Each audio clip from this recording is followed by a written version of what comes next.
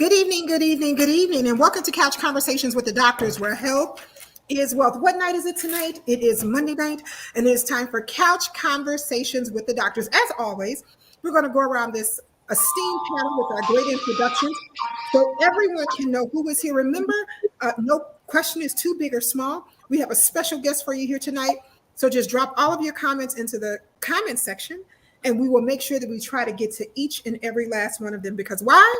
It is Monday night, and it is time for Couch Conversations with the Doctor, starting with Dr. 100. That's how she's known on the streets. It's Dr. 100, the real community leader, the one who gets the job done. That's our very own Dr. Maya Green. Dr. Green. Thank you, Nikki, and thank you, Congressman Davis and Nikki, for creating this platform. Always excited to learn from the colleagues that have been doing this work long before me, that I've, stand on even their shoulders now. Looking forward to more conversation. I know we have a special guest. I got a lot of questions, so I'm going to learn more. The community is going to learn more, and I'm excited about that. Thank you. Outstanding, outstanding. I want to say hey to Linda Johnson, who is here, who has joined us. She says, good evening to everyone. To my colleague who tends to leave us and go and have fun in the sun, and he hangs out every place else. That's our very own Dr. Douglas Graham. Dr. Graham. Oh, thank you, Nick. I want to let you know that I'm coming back to Chicago for a while, so, it's not always going to be fun in the sun. I'm a retired physician. I spent 30 years working in the western suburbs, and after that, I spent 2 years working in a congressman's office. It was an amazing experience, and I'm going to try and answer your questions if I can. Outstanding, and thank you so very much to the doctor that says I threatened him to be here on Monday nights. However, he is always on time. That's our very own Dr. James Miller. Dr. Miller. Oh, good evening, everybody. Actually, I'm very humbled and very glad to be here. I haven't been away a few weeks, and just sort of looking around and looking at conditions and things that are going on. And every little thing that I can do to help to make the community a better community, help somebody to be healthier. Hey, that's what I'm about trying to do. So, and that this platform is a platform that does allow information to be transferred to the community, information that is useful and helpful, just simply need to be followed. So thank you guys for having me, and we'll do our best to give whatever we can to it. Outstanding, and thank you so very much. I want to say hey to Nellie Purnell King, who's here with us. She says good evening to everyone. To all of our friends over at the Core Center, trust and believe they are working, but the Core Center is in the house. They are always here. I want to say hey to all of them who are here. To Audrey J. Cox, who's here. She says good evening to everyone. I want to say hey to Dr. Audrey Tanksley, who is here with us just as well, and want to give a great shout out to the Cook County Physicians Association, who is listening in and watching and sending their questions. I want to say hey to Nurse Melanie Bolin over at Cook County Hospital. She says, we're having our session over here at Cook County. Now, trust, they are working, but they are listening in just as well. I want to say hey to Sister Bonnie. Sister Bonnie Spentley, thank you for being here. She says, good evening to everyone. The urologist of the stars who never wants accolades from anyone. He can get you right. That's our very own Dr. Terry Mason. Dr. Mason, thank you. Is there a doctor in the house? I certainly hope so. I'm grateful again to be here once again on this wonderful panel with my esteemed colleagues on the platform that you and the congressman have put together. And as if I was someplace else, I would say I'm just glad to be in the service one more time.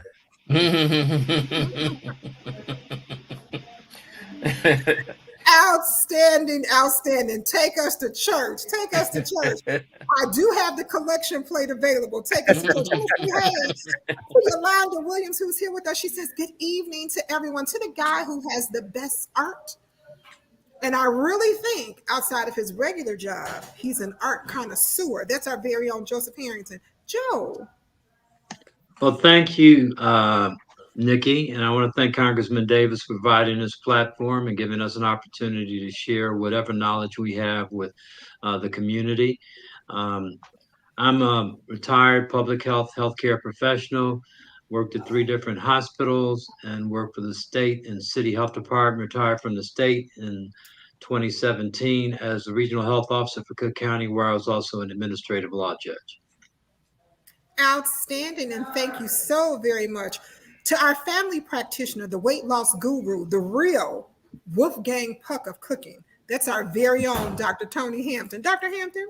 Thank you, Nikki. Happy to be here with you guys tonight. Fresh back from a trip to Mississippi. Had a great time. Hung out with some cows and family. It was a lot of fun to literally be right next to the cows. So family, obesity doc, and just happy to be here with you guys tonight.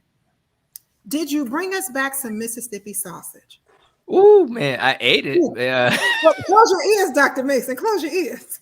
Yeah, sorry, Dr. Mason, but yeah, we enjoyed a little cattle product. Absolutely. Well, of course, we have a special guest on tonight, and our special guest is Isaiah Pittman IV, MD and PhD. He's a native Chicagoan, practicing endocrinology and biochemist, and the founder and CEO of HPW Center of Diabetes, one of the nation's largest diabetes centers with locations in multiple states and the Midwest and the South. He's a publisher, a lecturer on diabetes, regularly on all topics. This guy is just so busy. But wait, here's what I want to get to. First of all, at age 12, he went down in history here in Chicago at our very own museum. It's on the south side, I do believe that is. It's the Museum of Science and History. Science and History. Am I correct, Dr. Pittman? Yeah. Science and Industry, yeah. Science and Industry, yes. At age 12, he went down in history there. But most of all, he's a doctor by day and a musician by night. Why don't you explain that to us, Dr. Pittman? I don't know if I would say musician by night, but yeah, I can play a bit. Yeah, Well, what are you I playing? left school for a while to do music, and then just decided I will go finish. So if some of my guys that I'm cool with are watching, you know, shouts out to the homies in Color Me Bad, who are all the good, you know, all good guys, and All For One, who are all good guys, you know. So, you know, there's some good times, but it is medicine at this point. Science and medicine. Well, I understand that you're going to be doing these mini concerts, singing and teaching about diabetes through music. Well, I don't know if you want to call it, you know, sort of, it's more to awareness. And so I know we're going to bring this up, but a series of shows called Rock and Roll Over Diabetes. And, you know, with live performances to raise awareness. Diabetes is the #1 healthcare expenditure for the United States, which the congressman was here to tell you about. We spend 25 cents on the dollar on diabetes and diabetes-related complications, with the most of that being secondary to complications. We pay a lot of attention to, you know, the medicine. We pay a lot of attention to the cost of even physician's visit. But the reality of the matter is, the overwhelming cost is that we are treating versus preventing complications of diabetes. And all of them are preventable. So that's the whole purpose of, you know, HPW Center for Diabetes. We're HPW Center for Diabetes, Metabolic Disorders, and Preventive Medicine. So that's actually the full name of the clinic. Outstanding, and thank you so very much. We are going to take a deeper dive over into that. I want to say hey to Algie Jaycox once again. She sent a special message, and I want to say thank you for saying happy birthday to myself and the congressman. Yes, it's our birthday weekend, but let me tell you about Virgos now. Isn't this right, Dr. Maya? So there's 3 Virgos up here on the panel, so that I know of. The day of our birth, we begin the party. The day before our birth, the next year, we end the party so we can recoup and start for the next year. So get ready. Get ready. So thank you so very much, Audrey J. Cox. I want to say hey to President Carrie Steele, who's here with us. She's saying good evening to everyone via text, and she's ready for the show. Yolanda Williams also says, we really appreciate you all for continuing to do this. This is knowledge for our mind, body, and soul. Thank you, Congressman Davis. Yolanda's putting some big thumbs up, and she's also saying happy birthday to the congressman. Well, to the man who makes this possible for us each and every Monday, to the one who teaches us that true health is wealth, true wealth is health. Want to say hey to Congressman Davis, and Congressman, give us some updates. Well, thank you all so very much. I am delighted that today is Monday. I think somebody has kind of having a little difficulty with their equipment, and I hope that gets taken care of. But I also am reminded, Dr. Mason, that somebody told me that Luke was a physician, the guy, and he was doing all right as long as he was believing. And the moment he stopped believing, he, he began to sink and falter. So I guess what we're really saying and what we learned from that is that as long as we believe in the treatment we are receiving and have some faith in the practitioner that is looking after us, that we stand a much better chance of continuing to survive. And not only perhaps survive, but also thrive. Before we start, though, I happen to tune into your church, Dr. Mason, the other day because my dear friend, Dr. Alice Palmer's memorial service was taking place, and I couldn't get there. But Alice was one of my most favorite people in the country, and I happen to have had an interesting relationship with both she and her husband. Her husband, Buzz, and I traveled all over Europe together. And I was always amazed that the people Buzz knew. He had been in military intelligence. And I guess all the people he met, he continued to have a relationship of some kind with them. And I knew Alice from another vantage point. She and my best friend's wife at one time taught together when they first became professors or teachers then at Malcolm X College. And so I knew them both from different vantage points. And my condolences go out to their family because now they've both left us. But I had an opportunity a few weeks ago to have dinner with Dr. Pittman and his wife. And of course, we didn't eat very much, Dr. Mason. I want you to know that we did more talking than we did eating. I didn't have any cake. I didn't have any of those things that you don't put on your diet recommendations. And so it was a very wonderful evening. We talked a great deal, though, about diabetes, as you all know. And I tell you, trying to get a handle on diabetes, some of the communities in my district, 1 out of every 3 people that you run into are subject to be diabetic. If you look at kidney machines in my district, they are all over the place in terms of individuals having kidney ailments and needing dialysis and other forms of treatment. Obesity seems to be in some quarters at an all-time high. And I understand that that too becomes a causative factor and impacts and has a great deal of influence. Dr. Pittman has also already mentioned how much we are spending or the kind of money we spend. But I also want to give a great shout out to the President of the United States of America because he has been able to do something that no other president has been able to do. And that is to reduce the cost of prescription drugs. Not only did we put a cap of $35 a month on insulin for individuals on Medicare, and I mean, I know some senior citizens who jumping and shouting. But we decided to go beyond that. And last week, the president announced that there were 10 other greatly used drugs, that medications, I will say, that seniors use a great deal.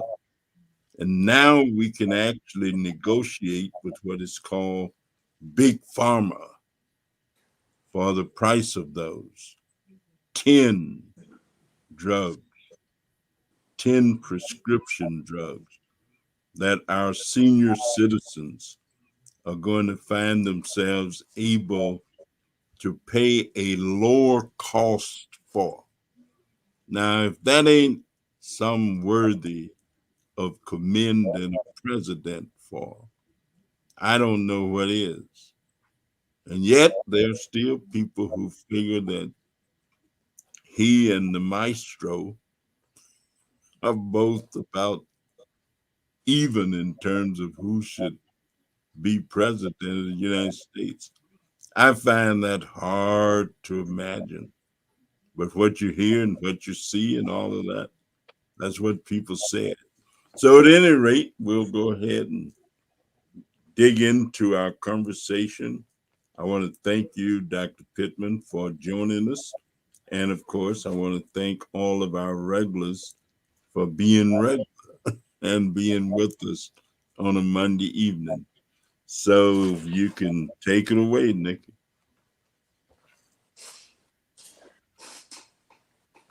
Oh, your mic is off. Got it. Thank you so much. Want to say hey to State Representative Camille Lilly, who's here watching with us on this evening. Want to say hi to Carl Ellis and to Carl Brinson. Carl Brinson, who's the president of the West Side branch of the NAACP. Kim Jackson is here with us on this evening. Want to say hey to Kim. Nikki Hayes, the owner and operator of Pier 31, is here with us just as well. She's waving hey and saying happy birthday, Congressman, to Pastor Crystal Kiles and her husband, who are here with us on this evening. Good evening, and thank you for joining us. Pam Morris is here, Pam Morris Walton, that is, and her husband are tuning in just as well, saying that they want more information. Thank you so much to Charmaine Ricketts, the owner of Uncle Remus, who is here hanging out with us on today. She want to know how that sauce can affect diabetes. So I want to say hey to Charmaine, who is here with us just as well. The Chicago Police Department is working. However, they are watching. And they want to say hey to everybody. So we want you guys to know that they're here. Sonny Parker, NBA retired player Sonny Parker is here. He's watching with us just as well. And Sonny says, hello, Congressman. Happy birthday, Nikki and Congressman. Thank you so very much. Want to say hey to Kim Gotten of Superior Ambulance, to Keisha Forrest and KJ and Vernita over at DLV Printing, who are also watching. They say, Congressman, we stay late in the office on Mondays just so we can watch before we go home. So Thank you so very much. To Sharon Grant, who is here with us, and Renelle Perry, who is also here. Judge Patrice Barr-Reed is here. Paula Yates is here from Loretta Hospital. To Natasha Smith-Walker, who is here. Trina Johnson is here. Janicia Williams and her mom, Deborah, are here. Thank you guys so very much. Annie Ford is sending a great wave. You guys are pouring in, and thank you so much for doing so. Well, we have a ton of questions for Dr. Pittman. I'm going to start this question off with a question that we have here in our comments section from Greg Anderson, and then Dr. Green, Dr. 100, that is. I know you had a question. So Greg Anderson says, a question for Dr. Pittman. What are preventable measures people can take to reverse diabetes? Well, can we attack that, Dr. Pittman? Sure. And first of all, let's go to two parts there, right? Because preventive would mean that we're not trying to reverse diabetes. That would mean we're trying to avoid getting it in the first place. And that's really the way to go, right? Because there's no evidence that you can reverse diabetes once it ensues.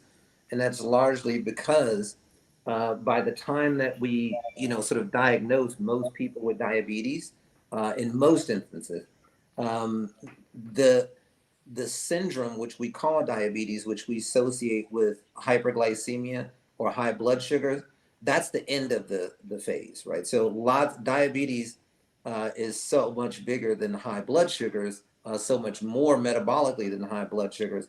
The high glucose or the high blood sugar is the end result. And so we don't really look at reversal. We look at control. We even can look at normalization of glucoses, but that doesn't necessarily mean normalization of cardiovascular risk, which is actually what diabetes is about. And Dr. Jocelyn said that in the 1940s. We've come to know this is a disease of the vasculature, right? So it's not just a glucose issue. But from his standpoint of the question of can we prevent diabetes, that's absolutely where you want to be, either preventing diabetes overall or preventing the complications of diabetes if diabetes is present. For overall prevention, absolutely. Diet and exercise, increasing muscle mass in particular. Dieting in absence of exercise is unlikely to greatly improve what we call insulin sensitivity. It will improve it, but the overwhelming improvement is with exercise and building muscle, skeletal muscle, muscle that sort of outweighs in its metabolic benefit the fat cells that are dragging the metabolism the other direction.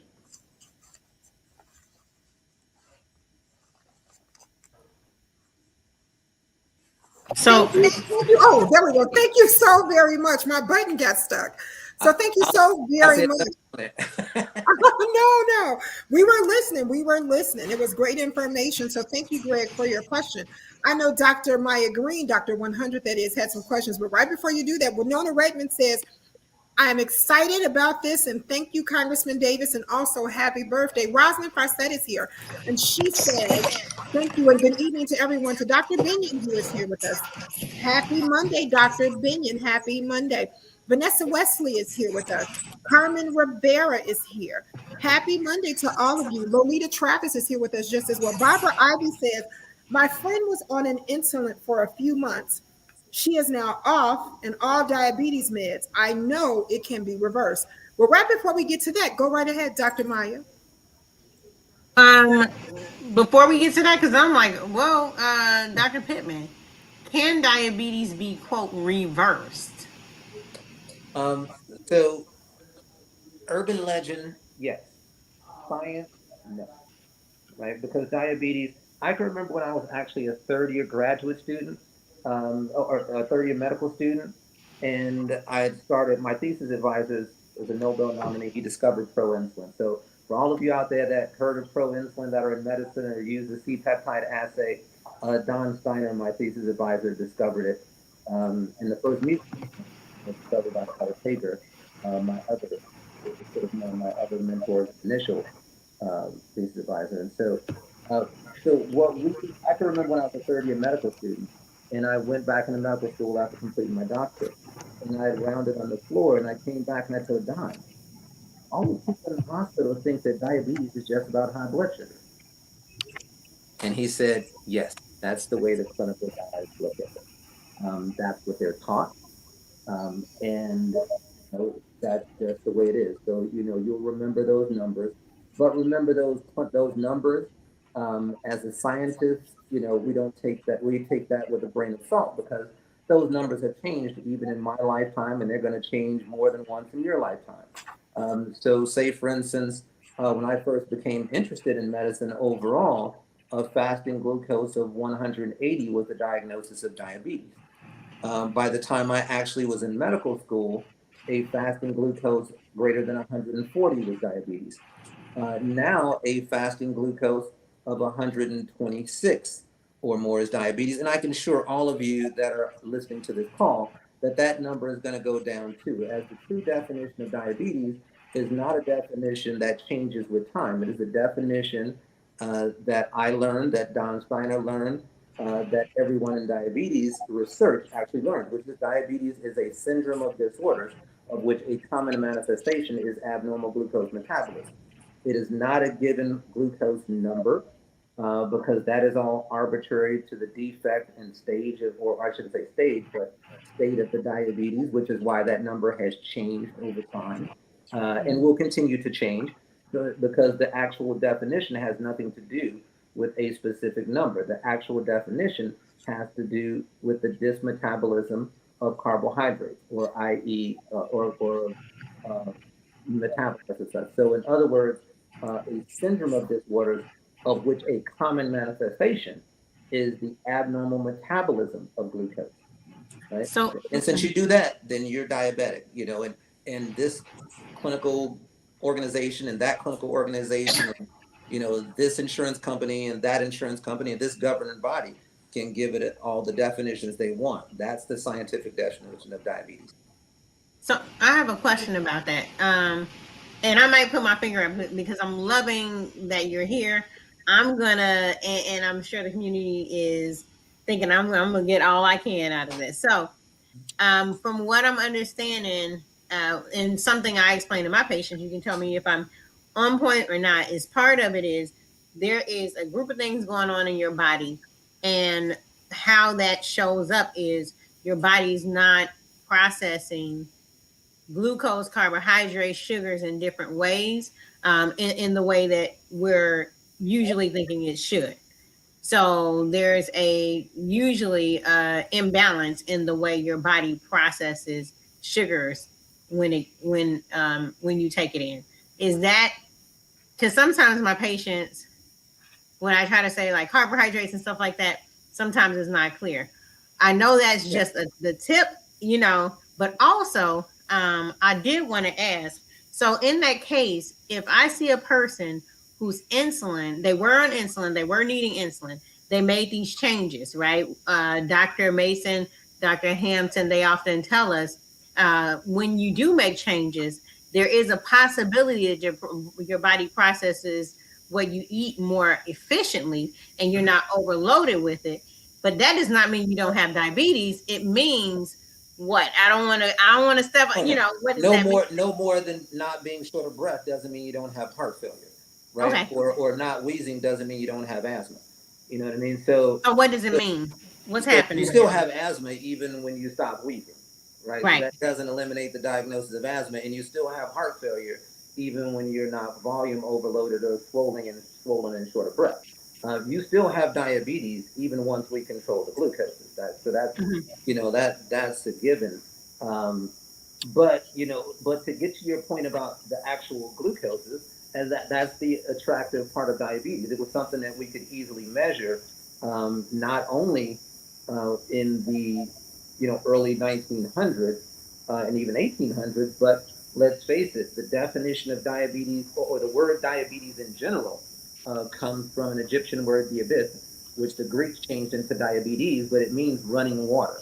So even back then, which is why there's two diabetes to this day. The physicians on the phone will know there's two diabetes. There's diabetes insipidus, which is from head trauma, which we've known for thousands of years that causes running water.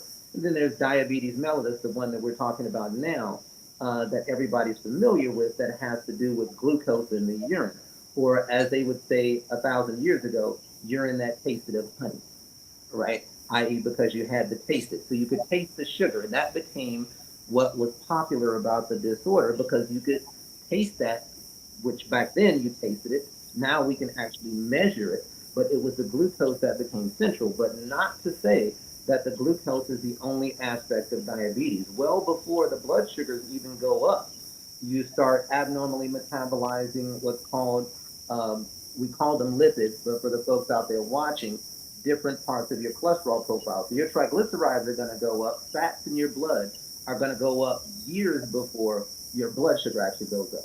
You're going to have mild hypertension years before your blood sugars go up, because in an attempt to keep the blood sugars normal, the kidneys are going to reabsorb more salt, and that raises the blood pressure. And that is part of, again, that syndrome of disorders, of which a common manifestation is abnormal glucose metabolism. But the abnormal glucose metabolism is not the entire syndrome. That's just a common manifestation. And there are many other things that increase. Inflammatory markers increase. There's change in what we call sympathetic tone, or the tone of for the blood vessels or vasculature, leading to mild hypertension. So all of that occurs before the blood sugars even elevate, which is why those of us who really do diabetes research look at a mild glucose elevation as a big deal, especially when we're talking from a cardiovascular risk reduction standpoint. Now, now people use this term called, metabolic syndrome, pre-diabetes to designate that there's mild changes, but there is no doubt that both of those, whether you use the term metabolic syndrome or pre-diabetes, they are both associated with a significant increase in cardiovascular risk. And so if the name of the game is to actually save lives and prevent complications, then as I was taught, decades ago, you don't wait for the badness to happen. You jump in before then. But that's the science of diabetes. So that's when the science comes in. And again, I know I'm going to sound a bit different because those of us in lab pretty much ignore those guidelines that are moving targets versus based on the scientific literature. So Well, I do wanna, have a question. Now, yeah, y'all jump in anytime. yeah, I just Okay, go want to ahead. jump in real quick because I think that distinction between the lab and the clinic is important. I mean, I was just in Vicksburg, Mississippi, and Mississippi, if not number one, is number two for the incidence of diabetes in the country.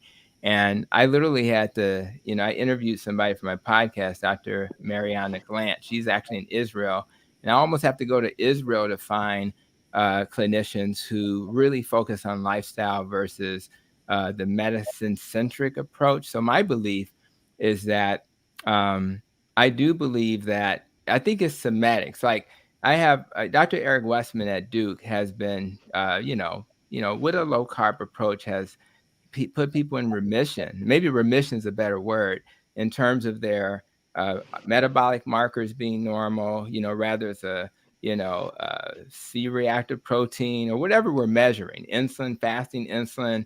They do really well when they fix their diet. Now, it is absolutely true that if they go back to the same diet that led to those that inflammation, metabolic syndrome, diabetes, etc., they're going to run into the same problem. But what I've seen in clinical practice is that if you get people on a diet does not lead to insulin spikes on a regular basis, their kidneys that are starting to fail get better. They get their A1C in the normal range. In fact, when they did a study at with the Type 1 Grit group, which is a Facebook group. They did a study of 316 Type 1 diabetics. When they reduced the carbs in their diet, their average A1C is now at 5.6. Clearly, if they go back to the carbs, that'll go up. But when you look at all the metabolic markers, their blood pressure, their weight, everything gets better. So I guess my question to you is that you think about Verta Health. They've done the research as well. So when my patients come to me, I do use the language of reverse or put into remission. And as long as they adopt a dietary pattern that does that, they can maintain it. So I guess I'm just trying to understand the semantics of your language, because I know in my conventional advocate health system, most doctors in that setting, and it's clinical, they kind of manage diabetes. In the world I live in, people get off of insulin, they get off of their metformins and everything else. And I'm just not understanding, like, why would the language of reversal not be applicable when you have so many examples of people who are able to put this into remission? So I'll answer that very easily. Diabetes has been stigmatized, and it's been stigmatized for a major reason. It's a very complicated disorder, right? All of us went to medical school and we all took physics. But no one here would claim to understand fully Einstein's theory of relativity or photoelectric effect, for which he got the Nobel Prize, right? Even though we all took physics, and we all took physics typically for more than 1 year. But Einstein got one Nobel Prize. For the people who are watching that know this or don't know, the molecule insulin alone has been attributed to 4 Nobel Prizes. 4 Nobel Prizes.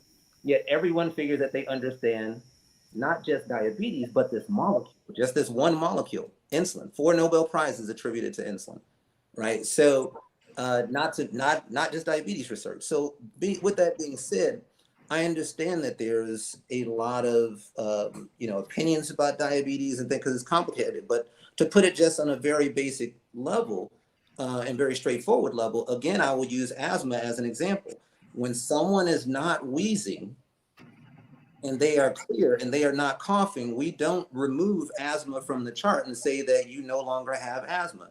We don't even say that asthma is cured, right? We say that you are well treated for your asthma, even if that treatment is because you removed all of the allergens, you lost weight, whatever the situation may be. In those same instances of asthma where inflammatory markers are measured, yes, you may have inflammatory markers return to normal, but you don't tell that patient that you don't have asthma, because if you do, if you say that, then that would mean that they could go around that same cat, they could go around those same, you know, those same environments, and it wouldn't be back, right? So if you transplant a new liver or a new kidney into place to someone, then you can say, okay, you no longer have cirrhosis.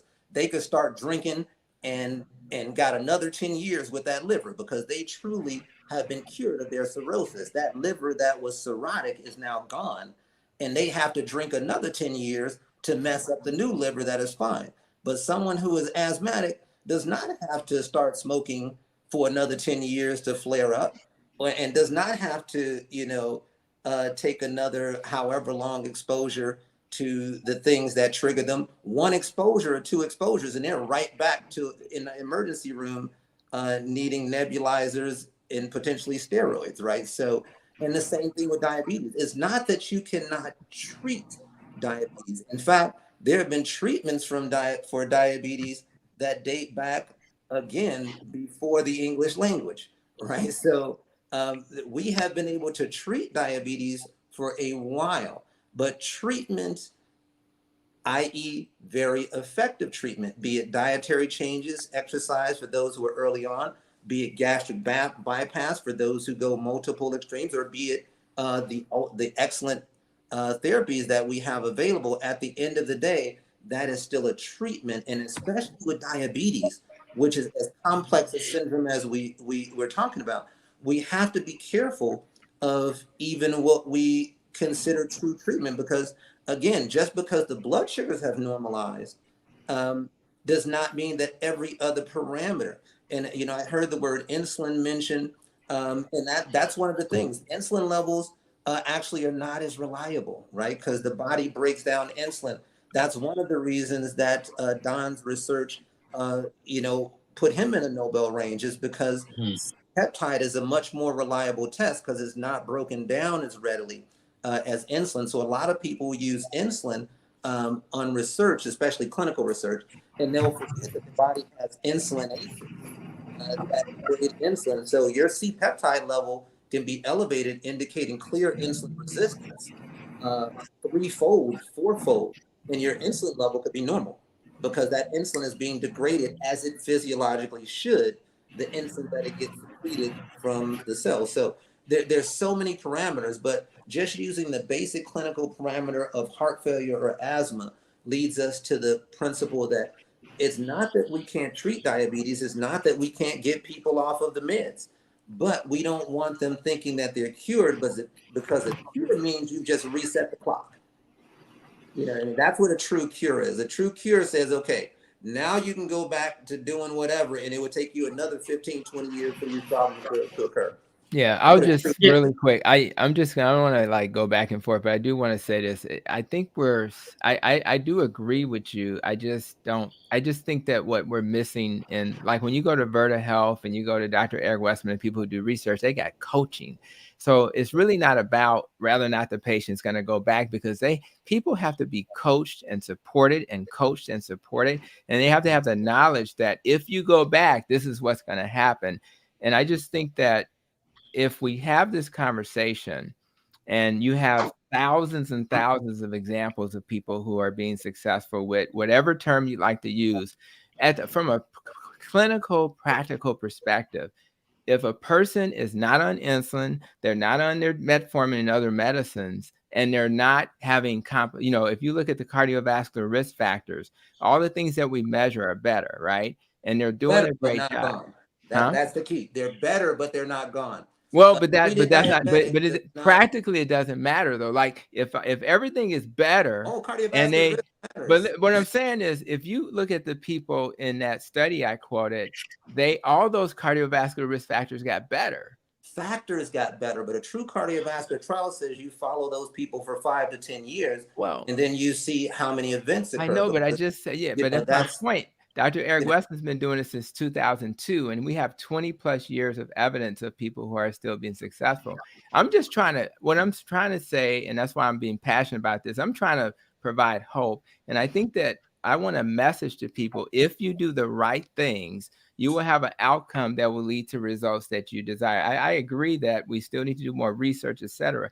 But when you see people with like literally on the verge of dialysis and it gets better, we need to let people know that this is a possibility, because people get really they get frustrated thinking, well, I just be on medicine forever.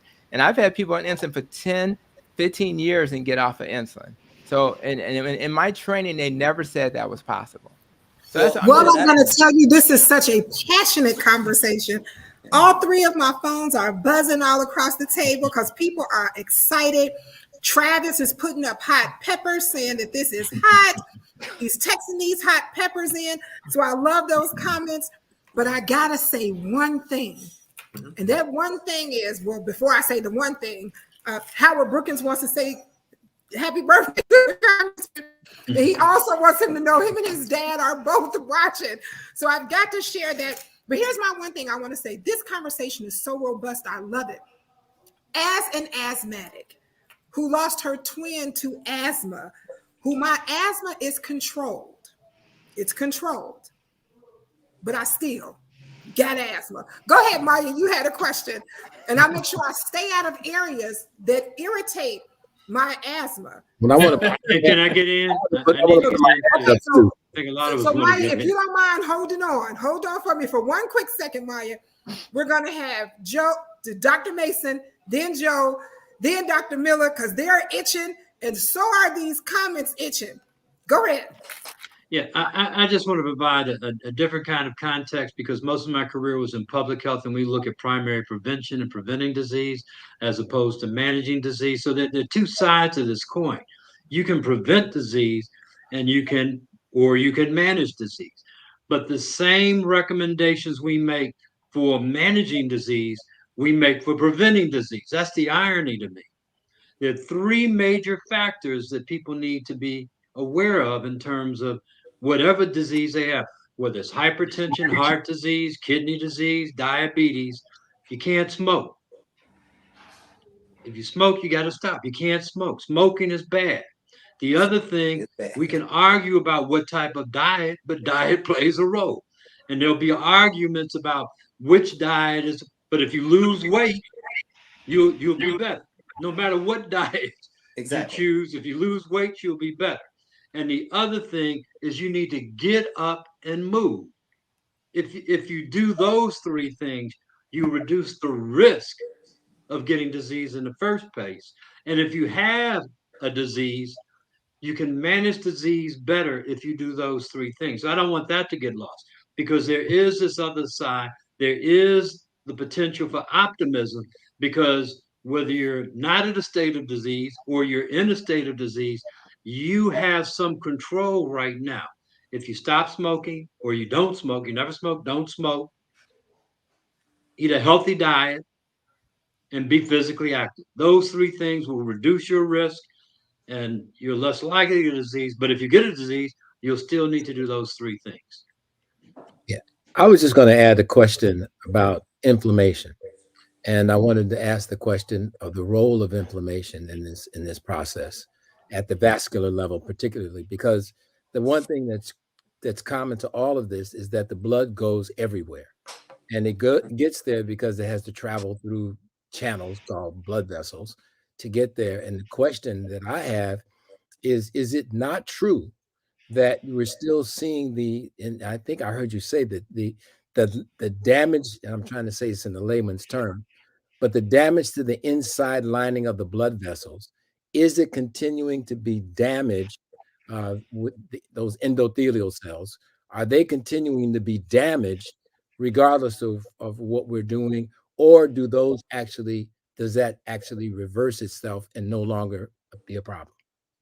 Okay, so and that's a good question. And actually, we've got data to show that they can be separated, right? And that both the complexity and interesting part of diabetes is that every patient is different, right? That's the beauty of it and the fun of it for me, and you know, and endo. but it's also the complexity of it because every patient is different. So you can't just say, I'm gonna put them on 10 milligrams of that and they're okay. And I'm gonna put this, no. With diabetes, you can't do that. Every individual has a different metabolism, and that's critical in terms of understanding the disorder. Now, but how do we know that those can be separated? Well, there are multiple meds out right now, which, I'll just name a few of them using not brand name, but using pharmaceutical name. Meds like, say, for instance, empagliflozin or dapagliflozin. Both of those agents have demonstrated cardiovascular risk reduction and reduction in cardiovascular death independent of glycemic or glucose control. Independent. They have demonstrated outcome results which are different, which means that they have a beneficial effect on the vasculature and inflammation independent of whether the glucose is elevated or not. And that's critical. Now we have other meds that have demonstrated the same things and then different techniques. But just to say, first of all, to answer to your question, can those two be separated? They absolutely are. And we've absolutely data proven, demonstrated that that's the case. Now, whether that would be the case in this individual versus that individual, we basically have to go with the statistical weighing and say, we know statistically that you're going to do better here. But yes, just because your blood sugars are doing well, we absolutely know does not eliminate your cardiovascular risk, because these meds have demonstrated that people did better even that had normal glucoses when we changed these given parameters that are part of the syndrome known as diabetes, not just the hyperglycemic aspect. There used to be a syndrome when I first started studying, and I don't like that it changed, and I don't want to divert too much, just to say many of us in medicine will remember a syndrome called Syndrome X. And Syndrome X was considered type 2 diabetes, right? But they got rid of the Syndrome X, and for our younger physicians and healthcare practitioners, they started learning something called metabolic syndrome. Well, the problem with the name metabolic syndrome is it doesn't define that there are things there that we don't know. It makes you feel all empowering and all knowledgeable. Syndrome X let you know that there were unknown things that were contributing to the outcome and badness within this disorder, which the list has continued to grow, right? I mean, what metabolic syndrome looked like when they first came up with the name is not what it is today. And the reason that list is growing because it is actually still Syndrome X. There are even more things that we don't know that are part of that dysmetabolism that we eventually call diabetes. But all to say, you're right. There are things that are going on that are not just related to the glucoses, and we don't have all of those markers yet. But that gets me back to the same thing of why I said, the true definition of diabetes that I was originally given. Insurance companies don't use that definition because they would hate it, because then it would force them to do what even the CDC has acknowledged, right? The CDC acknowledges that there's close to 40 million diabetics in the country. Now, this is the CDC, not those of us who do research, right? So those are clinicians, right? They acknowledge that there's roughly or close to over 35 million diabetics in the United States, a country with only 330 million people, right? So more than 10% are diabetic. But then they go further into say there is an additional 98 million pre-diabetics. Now, what does pre-diabetes mean? Your blood sugars are high, but you can still feel your feet. Because when they use the term diabetes in clinical medicine, that means the blood sugars are already high. And unfortunately, because we use these terms, 1/3 of diabetics will already not be able to feel their feet when they're diagnosed. We know that already. That's a statistical reality. Roughly 15% to 20% will already have diabetic retinopathy. We already know that. That's a statistical reality. That's even part of where 6.5 came from. As a diagnostic criteria from ophthalmology data that said that 13 to 15% of people will have background retinopathy at this stage, so they must be diabetic. So we'll just use 126 and 6.5 because they must be diabetic if they already have complications of diabetes. So for anybody wondering where the last set of criteria came from, it was from ophthalmology data of people who are already suffering from the complications of diabetes, right? And so we know that these things are on the way. Unfortunately, by giving it fancy new names, 98 million people out there are thinking I'm not diabetic.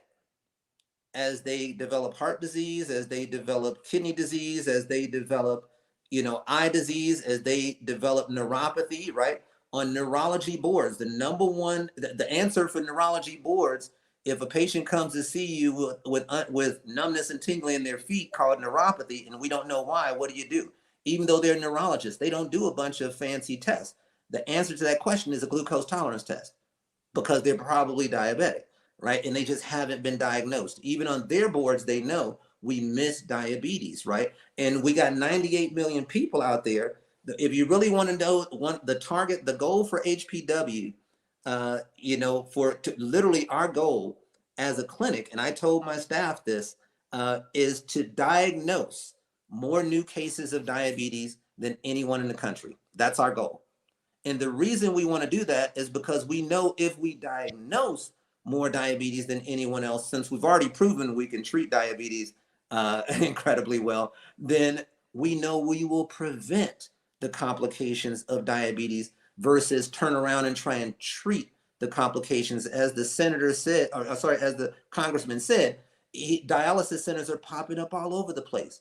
Why is that? If diabetes is the leading cause of kidney disease in the country, and we know that the kidney disease from diabetes is preventable. We know this. We've known this for decades, right? So if we know it's preventable, it should not be the number one cause. The reason we're not preventing it is because we don't do anything really until they develop significant kidney disease. And then you can't recover nephrons. We also know that from science, or kidney cells. So once those kidney cells are dead, they're dead, and the spiral begins. We want to catch things before. So this is another reason why I say we want to remove that stigma of diabetes. We want to diagnose early, treat early, and we've already proven in our area. I mean, there's in the United States, dialysis is increasing by roughly 28 to 30%. That's why you guys see those dialysis centers popping all up, right? And for those of my staff that are watching right now, you know what they're saying? Because in Terre Haute, Indiana, where we have our base clinic, there were 2 dialysis centers in 2004, right? I got here in 2004. There is 1 dialysis center now, right? So hence, there is a 50% decrease in an area where diabetes was aggressively addressed, and there's a 30% increase for the nation. 50% decrease versus 30% increase. So I will leave the name of this kidney company, I will leave it unnamed because we have to leave brands out. But the fact of the matter is, they're putting up dialysis centers in every neighborhood in the country, certain that they were going to expand, but not in Terre Haute, not where HPW is and has a stronghold, and we're coming to other cities. So I'll be bold and say we're coming to your town. So those dialysis centers better watch out, because we'll shut you down. Woo! This is a great conversation. And Congressman, our healthcare task force steps in on time. There have been people asking so many questions, and our doctors have been answering them, typing right into the comment section. We've got an abundance of questions and comments, and people are asking us, can we do a part 2? So even before the middle of the show, they were asking, could we do a part 2? So we want to say thank you guys so much. And I know you guys hate to hear me say this. I know you hate it. And Yvette, I see all the things that you guys are saying. I know you hate to hear me say this, but it's our time. And I know you guys hate that. So we're going to go around really quickly. But before we do that, Congressman, I got some people in the back who want to say a few things to you. So I'm going to shift out the way. Happy birthday, Congressman Davis! Oh, well, thank you. So as the congressman knows, we are here at the convention, and they wanted to say happy birthday to the congressman. So they're saying happy birthday to you. What kind of convention is that? Well, is that the firefighter in the back who also embalms bodies? It's the Funeral Directors Convention, Congressman Davis. All right. Well, We have to have those too. Yes. And happy birthday again. We share the same birthday. All right. Thank you. Happy birthday. How you doing, Mr. Congressman? Doing wonderful. Thank you. Thank you. Right. So this is a young member of the Healthcare Task Force who is also a funeral director. So he wanted to say happy birthday. Happy birthday. Thank you so much. All right. So you're a Virgo just like me. Yes. So everyone here on the convention floor thinks we're crazy because we left out of our conference to actually come and sit and make sure we got couch conversations done. So, Dr. Hampton, you're until next Monday. What do you want to leave our viewers with until next Monday? All right. Sorry, I was unmuting myself. I just want to, I really appreciate the guests because only the smart people can be MDs and PhDs. You know, I remember when I was in, it was very difficult to get into those programs. And so we appreciate your hard work and sacrifice. So my message to people who are watching, and I try to provide hope, you know, and what I've seen is that whether you're a type 1 or a type 2 diabetic, you have an opportunity, right? So you can measure. I think everybody, you'd be surprised how many doctors don't measure, even though it's not, I do agree it's not as reliable as some of the other tests, but it's definitely very helpful because I have patients whose fasting insulin levels are like 60, 70, and then we get it down to under 10, and it makes a huge difference in terms of how they're doing. And I just want to emphasize that if you are not getting a C-peptide test, you should get one because you do have type 2s who convert to type 1s. You do have type 1s who actually become insulin resistant because they're eating like they should, and they actually act like they're type 2. It goes both directions. So, but my message is there is hope. Rather you're I have type 1 diabetics who have normal A1Cs, normal cardiovascular risk factors, normal, you know, calcium score tests where they measure their plaques, and they stay that way for years. And then I have patients who are type 2s who on a regular basis normalize their blood sugar. So there is hope. You just have to be willing to do the lifestyle change. And when I say that, I'm saying that you may need a coach. You may need somebody that's going to walk with you. You may need a doctor who understands what metabolic health looks like. So you may want to look for a metabolic health doc who will measure all the appropriate tests that we've talked about. And I think that'll give you a chance to heal and recover. So that's my final word for this session. Outstanding. And thank you so very much, Joe Harrington. You're until next Monday. Well, I thought about this before the program started, and a word occurred to me: resilience. Resilience is the capacity to withstand or to recover quickly from difficulties, and we all have the ability to be resilient. And I found 6 tips from the Mayo Clinic to improve resilience. Get connected, make every day meaningful, learn from experience, remain hopeful, take care of yourself, be proactive. Outstanding. Be proactive. You are absolutely right. Dr. Terry Mason, you're until next Monday. Well, by next Monday, I'll be a year older. So I'm grateful for that. And the other thing I want to say, too, is that this is a complicated situation. The diabetes is a complicated situation. And what I'm grateful for tonight is that we had an opportunity to hear an expert to give us a little bit more about what makes it so complicated. But at the same time, we know that inflammation is a part of the diabetes situation. And we know that certain things we eat are more inflammatory than other things that we eat. And so this to me then opens the door for that conversation, which I hope to have at a subsequent time. And happy birthday again to Congressman and Nikki and all the rest of the Virgos in the room. Thank you. And happy upcoming birthday to you, Dr. Mason. Dr. Miller, you're until next Monday. Well, we've had a very enlightening conversation, and a couple of things I just wanted to sort of touch on. I mean, as we've sort of had a conversation between Dr. Hampton and Dr. Pittman, is it's important to feel encouraged when you can manage a disease if that's where you're at. if that's where the patient is. If you can manage it, get the patient off, manage it well enough that they can stop taking medications and those kinds of things, and also manage the and prevent some of the complications that does occur as a result of the disease process. That is a desirable thing to happen. So, Dr. Hampton, be encouraged if you're preventing kidney disease, even though they may still have diabetes, but you're preventing kidney disease, you're preventing heart disease and stroke. That's a worthwhile achievement as well.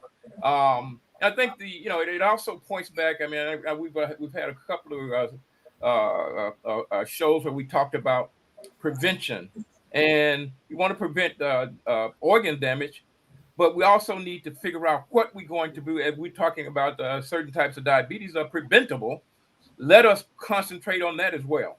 And then we can really shut down some of the worries that people have about medicine, about all of this stuff, if we prevent a significant portion of the population from getting diabetes. So, Exactly. for our audience, we want them to know that that is something that we want to focus on, and that if you don't have diabetes, hey, let's see what we can do to make sure teach you how you cannot get it, how you can prevent yourself from getting it, so then you don't have to be as worried about getting the complication and the end organ damage because you're having it. So, like I said, there was a lot of good information that was out tonight, and nobody should be discouraged from this. So what you're doing, Dr. Hampton, is excellent. And as we know, there are many different ways of managing the disease. Some are more effective in terms of preventing kidney failure and those things than others, and so medication sometimes doesn't do that as effectively. So that's my until next Monday. Thank you so very much, Dr. Graham. You're until next Monday. I also want to express my appreciation for Dr. Pittman. I mean, I had a number of classmates who were in MD PhD programs. I know how hard they work, how smart they had to be. I'm also looking at this also from Dr. Hampton's perspective. And I guess the way I think about it is sometimes people think if you can't cure it, you fail. My experience is when you have diabetes and you first begin to go to the doctor, you feel pretty sick. There are lots of things that you can't do. And so that if you can get that situation under control, you are a lot better off than when you started. So I wouldn't necessarily say just because you couldn't do X, you can't achieve Y. And you want to keep your eyes on the prize, have the best quality of life you can, and avoid the complications. So I think there's room for both sides in this particular set of circumstances. Outstanding, outstanding. Well, you guys have sent so many questions, and we just couldn't get to all of them. And some of the doctors were answering your questions. So I want you to know I'm going to talk to the congressman and to Dr. Pittman to see if we can have our part 2 next week, because I see your questions. Will we tune in next week for part 2? Just want to say hey to Travis and to Rachel. Kimberly, we're going to answer that question next week. All of your COVID questions, we're going to try to answer those just as well. Kimberly Jackson wants the congressman to know that she loves him and wants to say happy birthday to him. Yvette, thank you for being here. To KC28, we see all of your questions. We're going to grab you.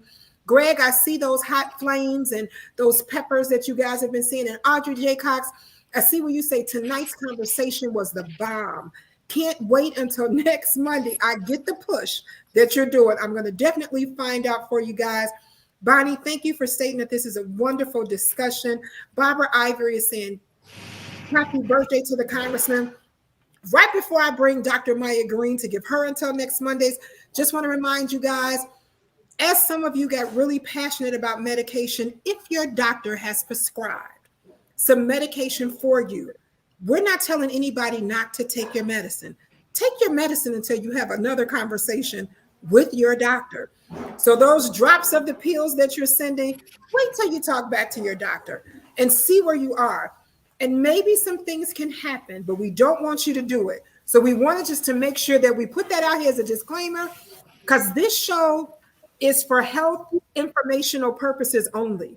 We are not telling you to stop taking medicine. That's not what we're here to do. Dr. Maya, you're until next Monday. Nikki, I tried. I said I wasn't going to say nothing, but the 100 is coming out of me, So I definitely want to just point out, I appreciate us talking about hope. I appreciate us encouraging everybody. I never heard any doctor on this panel say lose hope. I never heard any doctor on this panel say something was hopeless. I've heard, you know, from everybody, prevention first, right? Part of prevention and maintenance is nutrition and activity. You know, nutrition and activity first. Secondary prevention, these are public health principles. Screening to know where you are. Screening with your doctor to know where you are. Now, notice in the second step, it includes the first step. Nutrition and activity was first. Next step, screening and nutrition and activity. Third step, management, which is first. No doctor on this panel said that the first level of management was not nutrition and activity. Everybody did, including Dr. Pittman.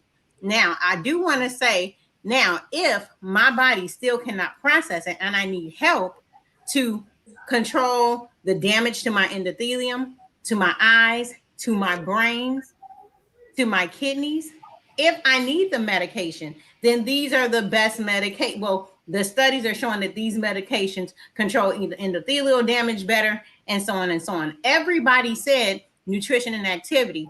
And Dr. Pittman even mentioned some people are controlling it with nutrition and activity. Dr. Mason and Dr. Hampton noted plenty of times on this broadcast that food is a form, nutrition and activity are forms of medication. So I don't want us to think medication is always a pill, management is always a pill.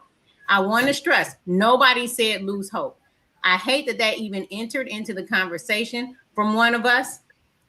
No, Dr. Pittman never said take away the hope, right? And I'm glad he didn't. We're here to give hope, never to take it away.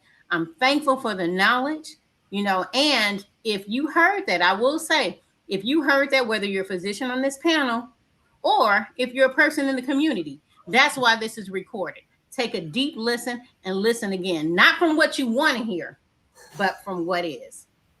That's it. Until next Monday. That was almost a drop the mic. Cut that out. Cut it out. Well, Dr. Pittman, you shaking the people up here. You're until next Monday, and you got to be available next Monday. Go ahead.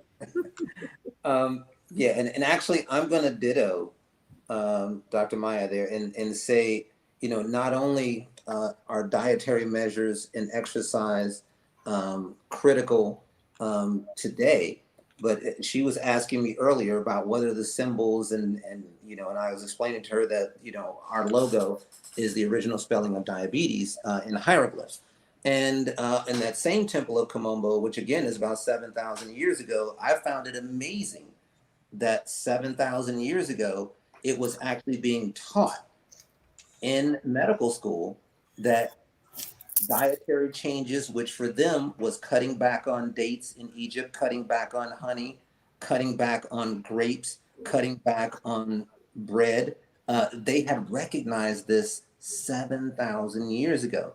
And then right underneath that were people swimming, not in the Nile, across the Nile. People that were running through fields of high wheat. This is all on, you know, all on tablets inside of the Temple of Komombo, all engraved. So you could see that they actually understood that you want to exercise with resistance.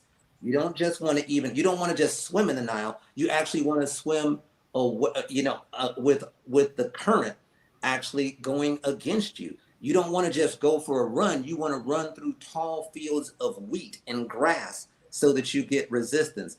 All of this vertically written as a tree. And then underneath that were the many herbs, because Egyptians read right to left and top to bottom. Underneath that were certain herbs. So I always found it, you know, amazing that long ago, we still realize in the order of diet, exercise, and then physician / priest, whatever they would have been known as given the era, would be providing you with therapies, all as treatments. But still, you're absolutely right in that we want to prevent diabetes in general. But we want to, if someone does happen to be very early, which is the best time to get diagnosed, then we want to prevent the complications. And all of them are preventable, including death. So we really don't have to, everything that people know bad about diabetes,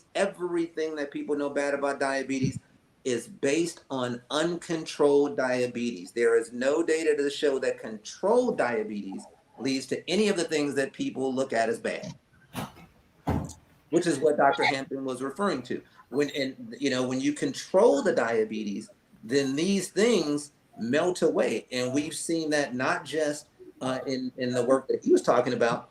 There's a large trial in Europe that showed 1.5 million people. You normalize the A1C, the blood pressure, and the cholesterol. The heart disease goes to the normal population. The kidney disease goes to the normal population. It all goes away. Hold on 1 second. I'm about to have you laughing.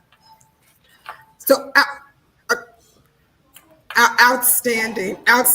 Well, Spencer Lee sent a message. He said that he did not get the opportunity to say happy birthday to the congressman, and he didn't want the women that was behind me to outdo him.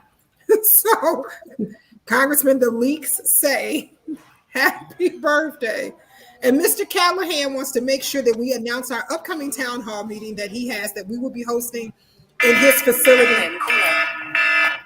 And we just want to remind everyone that on October 5th, that's the first Thursday in October, that we will be at Callahan's for our Departing in Dignity Town Hall meeting. So do not forget to meet us at 7040 South on Halsted Street. That's the Callahan Legacy Center on Thursday, October 5th, between the hours of 3 p.m.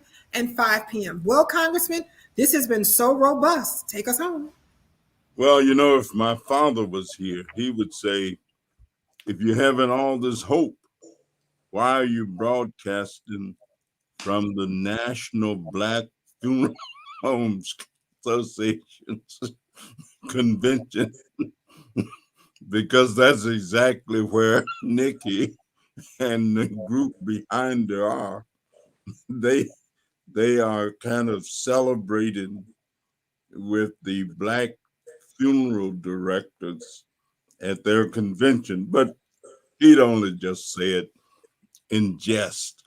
But let me tell you, it's really been a fun evening, and I must admit that I've got so many more questions until it's not funny.